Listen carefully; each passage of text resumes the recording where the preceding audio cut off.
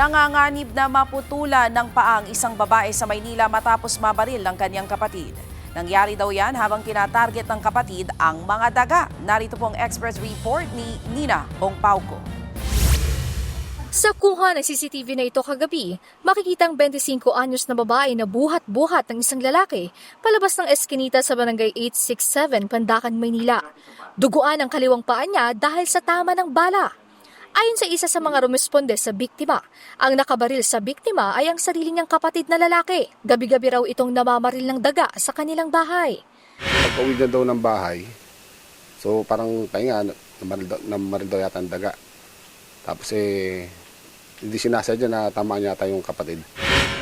Matapos ang insidente, makikita sa CCTV ang pulis na bitbit ang na-recover na 45 kalibre ng baril at isang airsoft. Batay sa salaysay ng biktima sa mga pulis, matapos maglaba at kumain ng hapunan, nakarinig daw ang babae ng putok ng baril. Pagkatayo nito, nawalan daw siya ng balanse at napansin na lang niyang dumudugo ang kanyang kaliwang paa. Kasalukuyang pa rin nagpapagaling sa ospital ang biktima. Ayon dun sa mga kapatid, baka maputulan or bakalan yung paa. Patuloy ang manhunt operation ng mga pulis sa kapatid ng biktima. Inaalam din ng mga otoridad kung lisensyado ang ginamit na barila.